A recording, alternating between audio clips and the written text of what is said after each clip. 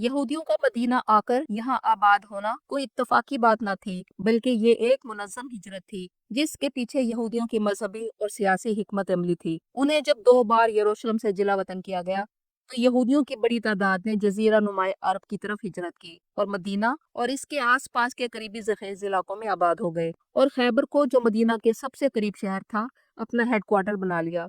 यहूदियों के मजहबी उलमा को अपनी किताब तौरात और दूसरे सहीफों में इस बात की खबर थी कि आखिरी नबी अरब में जाहिर होंगे, इसलिए वो रसूल अल्लाह सल्लल्लाहु अलैहि वसल्लम की आमद से तकरीबन 1000 साल पहले से यसरब और इसके करीबी इलाकों में आबाद हो गए, ताकि वो आखिरी नबी के जमाने में वहाँ मौजूद हो और उस नबी के पैरोकार बनकर दुनिया पर गालिब आ जाए। जो यहूदी मुख्तलिफ अदवार में मदीना आए, उनके 3 कबाइल बन गए। एक कबीला बनु कैनका था। ये लोग जरगर और हथियार साज थे। मदीना के बाजारों में इनका कंट्रोल था। ये लोग ज्यादातर शहर के अंदर आबाद थे। दूसरा कबीला बनु नजीर था, जो मदीना में खजूरों के बागात के मालिक थे। ये लोग बहुत खुशहाल और मुअज़्ज़िज़ समझे जाते थे। इनके कले मदीना के जनूब में थे। जबकि तीसरा कबीला बनी कुरैज़ा का था। ये कबीला ज़राअत और हथियार साजी में बहुत मशहूर था। ये मदीना के मशरिक में रहते थे। इनके मजबूत तले थे और ये बड़ी तादाद में असलहा रखते थे। उस वक्त मदीना में पहले से 2 बड़े अरब कबाइल रहते थे, एक जिनका नाम औस और खजरज था। ये दोनों कबाइल एक दूसरे के दुश्मन थे और मुसलसल जंगों में उलझे रहते थे।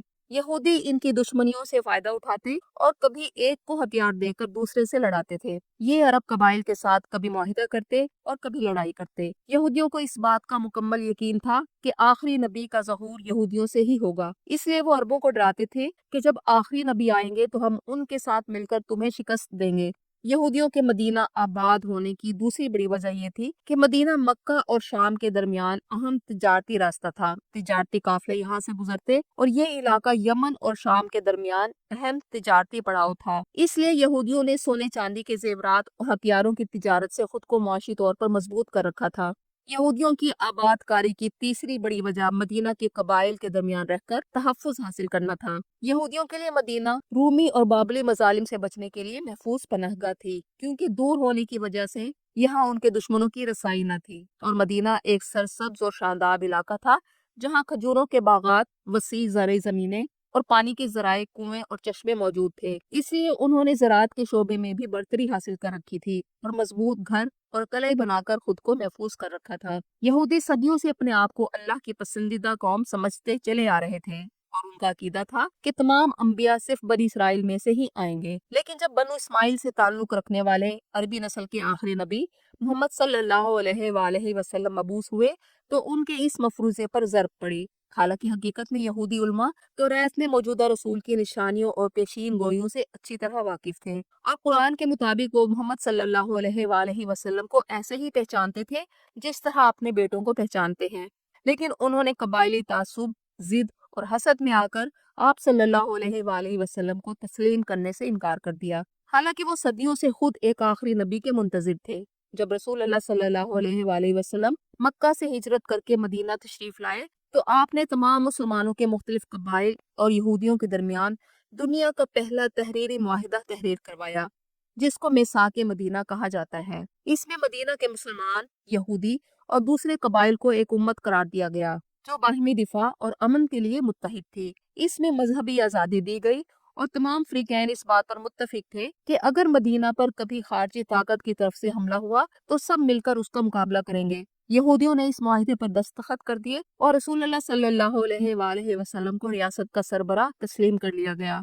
लेकिन वो इसे मदीना पर अपने गलबे के लिए एक चैलेंज समझने लगे, जो उनके मुफादात के लिए एक खतरा था, क्योंकि यहूदी सूद के कारोबार और तिजारती इजारादारी से बड़ी आमदनी हासिल कर रहे थे और इस्लाम में सूद की हुर्मत और इस्लामी मुआशी निज़ाम ने उनके मुफादात को बुरी तरह मुतासिर किया। इसलिए मिसाके मदीना के बावजूद उन्होंने मुसलमानों के खिलाफ साजिशें करना जारी रखी और फिर 2 हिजरी में जब मुसलमानों का किबला बैतुल मुकद्दस की बजाय खाना काबा हो गया तो इससे यहूदी मुसलमानों की सख्त खिलाफ हो गए और वक्त गुजरने के साथ साथ मिसाके मदीना की खिलाफ वर्जी करने लगे। सबसे पहले बनु कैनुका ने मुआहिदा तोड़ा।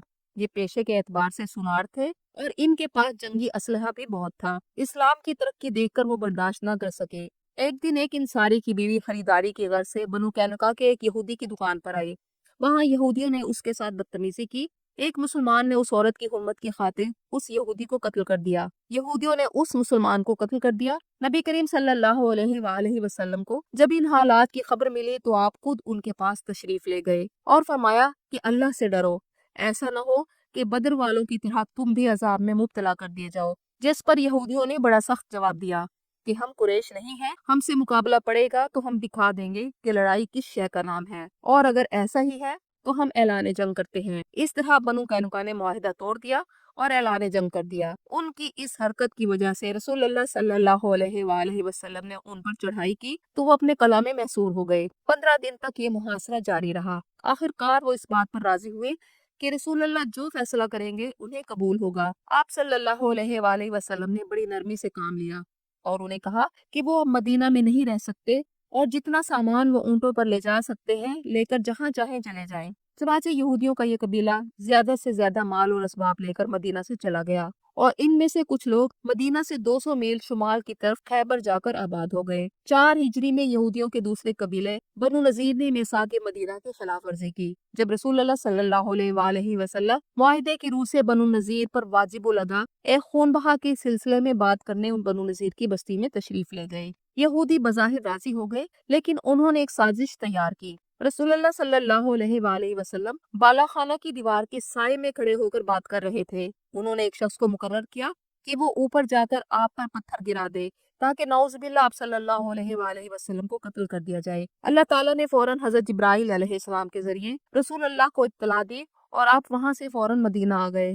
مدینہ پہنچ کر آپ نے ان کو پیغام بھیجا کہ تم نے معاہدہ توڑا اور میرے قتل کی سازش کی، اس لیے تمہیں 10 دن کے اندر اندر مدینہ چھوڑنا ہوگا۔ پہلے وہ جانے پر تیار ہو گئے اور تیاری کرنے لگے، لیکن پھر مدینہ کے منافقوں کے سردار عبداللہ بن ابی نے انہیں پیغام بھیجا کہ ہم یعنی منافقین اور بنو قریظہ تمہارا ساتھ دیں گے، تم مت جانا، ہم تمہارے لیے لڑیں گے۔ جب مقررہ وقت گزر گیا تو رسول اللہ صلی اللہ علیہ وآلہ وسلم نے انہیں زیادہ مہلت دینا مناسب نہ سمجھی اور 700 کے قریب صحابہ کے ساتھ ان کا محاصرہ کر لیا۔ مسلمانوں نے دباؤ ڈالنے کے لیے ان کے کھجوروں کے باغات کاٹنا شروع کر دیے۔ چند دن یہ محاصرہ جاری رہا۔ بنو نذیر منافقوں کے سردار عبداللہ بن ابی اور بنو قریظہ کا انتظار کرتے رہ گئے کہ وہ اپنا وعدہ پورا کریں گے۔ آخر وہ سمجھ گئے کہ منافق ان کی مدد کو نہیں آئیں گے۔ انہوں نے ہتھیار ڈال دیے اور رسول اللہ صلی اللہ علیہ وآلہ وسلم سے درخواست کی کہ ہمارے ساتھ بھی بنو قینقاع والا معاملہ کیا جائے۔ نبی کریم نے ان کی درخواست قبول کر لی اور وہ اونٹوں پر سامان لاد کر اپنے قلعوں سے گاتے بجاتے اور جشن مناتے روانہ ہوئے۔ یہ لوگ بھی زیادہ تر خیبر اور شام کے علاقے میں جا کر آباد ہو گئے۔ یہ واقعہ اتنا اہم تھا کہ اللہ نے سورۃ الحشر کی پہلی چند آیات میں بنو نذیر کے مدینہ سے اخراج کا ذکر فرمایا کہ اللہ نے اہل کتاب کو ان کے گھروں سے پہلے ہی حشر میں نکال دیا، ان کے قلعوں نے بھی انہیں اللہ کے عذاب سے نہیں بچایا۔ اب مدینہ میں یہودیوں کا صرف ایک ہی قبیلہ بنو قریظہ باقی تھا، لیکن 5 ہجری میں قریش مکہ نے مختلف قبائل کو ساتھ ملا کر تقریباً 12,000 کا لشکر تیار کر کے مدینہ پر بہت بڑا حملہ کیا۔ مسلمانوں نے خندق کھود کر مدینہ کا دفاع کیا۔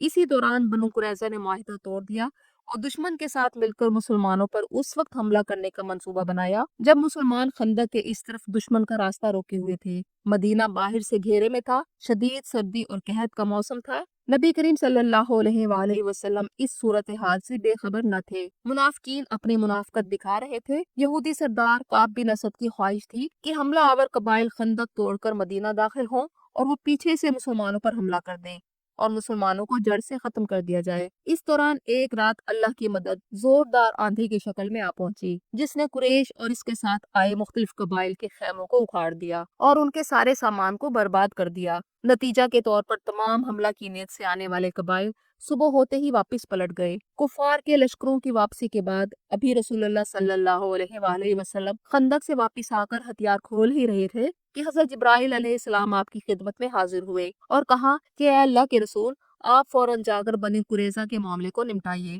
گویا یہ اللہ کا حکم تھا کہ بنو قریظہ کو ان کی بدعہدی کی فوراً سزا دی جائے۔ آپ نے اعلان فرما دیا کہ سب فوری طور پر بنو قریظہ کی بستی پہنچے۔ آپ نے مسلمان لشکر کو ان کے قلعوں کا محاصرہ کرنے کا حکم دیا۔ یہ محاصرہ تقریباً 3 ہفتے جاری رہا۔ آخرکار بنو قریظہ نے ہتھیار ڈال دیے اور کہا کہ ان کے اس معاملے کا فیصلہ قبیلہ اوس کے سردار سعد بن معاذ کریں گے۔ قبیلہ اوس بنو قریظہ کا حلیف رہا تھا، اس لیے انہیں توقع تھی کہ حضرت سعد بن معاذ رضی اللہ عنہ ان کا لحاظ کریں گے۔ حضرت سعد بن معاذ نے توریت کی روح سے یہودیوں کی شریعت کے عین مطابق فیصلہ کیا کہ بنو قریظہ کے جنگ کے قابل تمام مردوں کو قتل کر دیا جائے، عورتوں، بچوں اور باقی مردوں کو غلام بنا لیا جائے اور ان کے مال و اسباب کو مال غنیمت قرار دے دیا جائے۔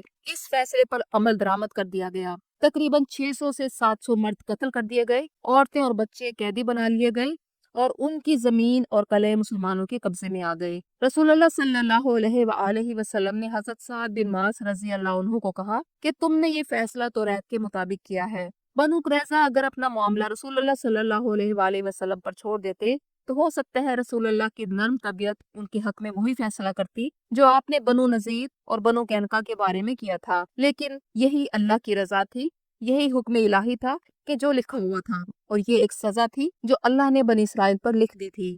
نبی کریم صلی اللہ علیہ وآلہ وسلم کی حیات طیبہ کے دوران سخت ترین سزا کا یہی ایک واقعہ ہے جو بنو قریظہ کے ساتھ پیش آیا۔ مدینہ میں یہودیوں کے تینوں قبائل کو اسی لیے سزا دی گئی کہ انہوں نے معاہدہ توڑا اور دشمن کے ساتھ مل کر مدینہ پر حملہ کرنے کا منصوبہ بنایا، اور ان کا یہ عمل پوری ریاست مدینہ اور تمام مسلمانوں کے لیے خطرہ تھا۔ اللہ نے سورۃ احزاب میں اس واقعے کا ذکر کیا۔ بنو قریظہ کو اس لیے ختم کیا گیا تاکہ مدینہ میں امن قائم رہے اور آئندہ کوئی معاہدہ توڑنے اور ریاست کو خطرے میں ڈالنے کی جرات نہ کرے، اور دشمنوں کو پیغام ملے کہ مسلمانوں کی قوت کمزور نہیں۔